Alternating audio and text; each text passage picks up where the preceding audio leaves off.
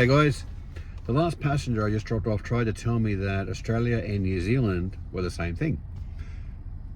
She didn't mean that it was the same place, but she just meant it was the same thing because they were right next to each other and the same part of the world. So yeah, Aussies and Kiwis are apparently the same thing. So I tried to say, so Americans and Canadians are the same.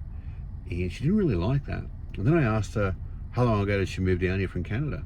She didn't like that one either. So I thought I would have a look today at the differences between Australia and New Zealand. There's some similarities, there's some differences. We are definitely different countries. In Australia, let's check it out.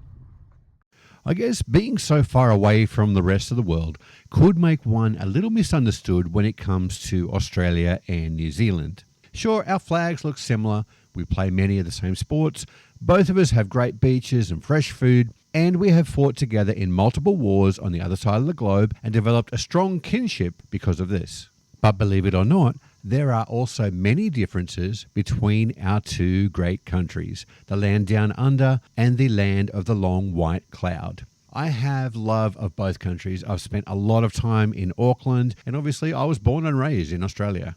So it's fairly well known that European settlement in Australia was by convicts, people that were sent from England to the other side of the world, spending months at a time on a ship for crimes as heinous as stealing a loaf of bread to try and feed their starving families.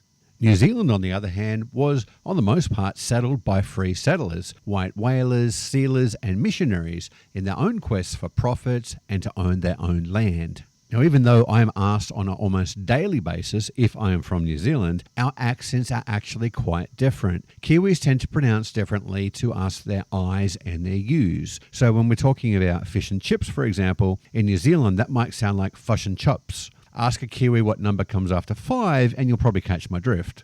E's can be pronounced as I's. So, for example, the word deck sounds a little bit more like a male body part in New Zealand. Now, for Aussies, we love to shorten our words. So we say things like arvo instead of afternoon, and we also tend to draw out our vowels.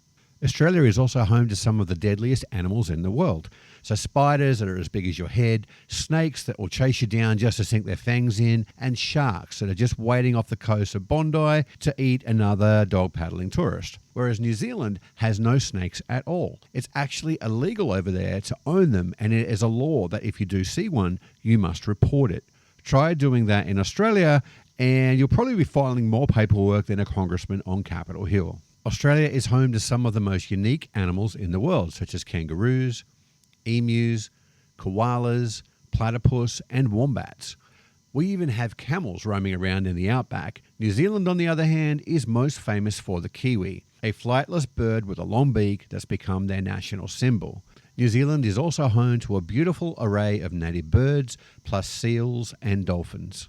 Both countries have a very strong lamb industry and some of the best wine in the world. We're both also very protective of our environmental security, with border security being quite strict when it comes to bringing plants, food or wildlife into our countries. Being islands, both Australia and New Zealand have been able to eradicate certain diseases such as rabies.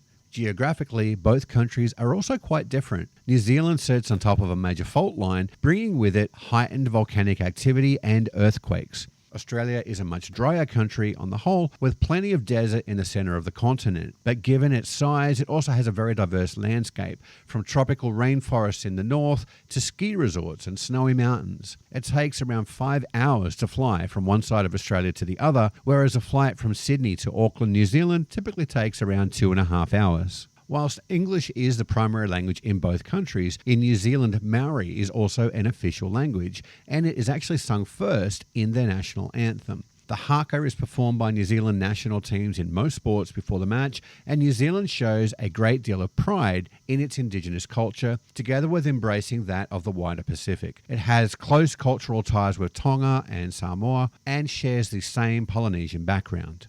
Australia's Aboriginal culture is a lot less prevalent, despite being the original inhabitants of the continent starting some 65,000 years ago. There is a growing push in Australia to move towards recognition and reconciliation. Aboriginal and Torres Strait Islander people are not the same as the Polynesian people of the South Pacific, from both a cultural and physical perspective. Aussies and Kiwis also have different words for things. So in Australia, we will typically say g'day, whereas in New Zealand, you might be more inclined to hear the Maori kia ora.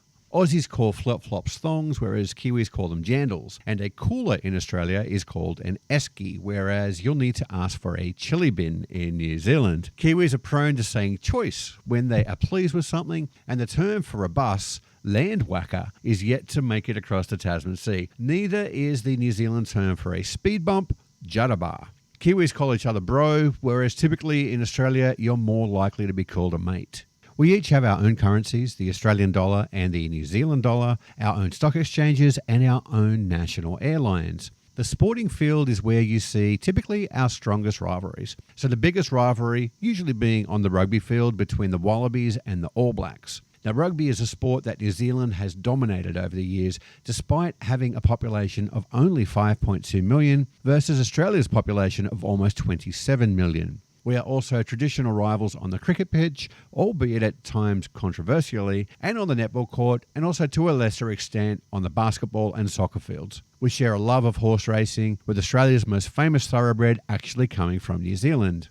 Aussies have a love of Vegemite for breakfast, whereas Marmite is more popular in New Zealand. Pavlova is another contentious issue between the two countries, with arguments of who created it first. To me, I just like eating it. Ask any Aussie or Kiwi, and it's something that we can agree on. It tastes great. We also argue about Russell Crowe, who was born a Kiwi but was raised an Aussie, and the same for country music star Keith Urban. We also debate the national origin of Crowded House, even though their frontman Neil Finn himself did state it was formed in Melbourne. And yes, our flags do look similar, but the New Zealand one has 4 red stars, whereas Australia has 5 white ones on the right and the Star of Federation underneath the Union Jack. Both countries have tried to change the flag at certain points in history, but each time it's been voted down. Personally, I'm proud of our flag and what it means. We both have King Charles III as our head of state, and we are both members of the Commonwealth of Nations. But that doesn't mean that we bow down to the UK or that Britannia rules over us. We are both very separate and very much independent countries, and have been for over 100 years.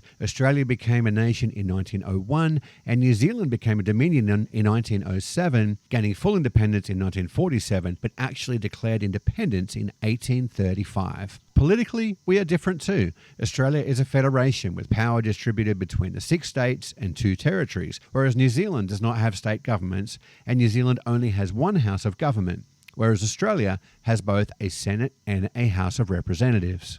We also argue about the birthplace of lamingtons, another delicious staple to both our countries, and we even argue about the origin of ANZAC biscuits. Speaking of ANZAC, we both commemorate on the 25th of April every year the storming of the beaches of Gallipoli back in 1915 in Turkey during the First World War. This is where the term ANZAC came from, Australia New Zealand Army Corps, and the bravery of our men and women all those years ago, where over 8,700 Australians and 3,400 New Zealanders lost their lives, and it's something that both of our countries continue to be proud of and agree is never to be forgotten. We tend to be great mates when we meet on the other side of the world. We can be each other's best supporters, or we can be each other's biggest rivals. Kia ora, Aotearoa, and hooroo, mateys.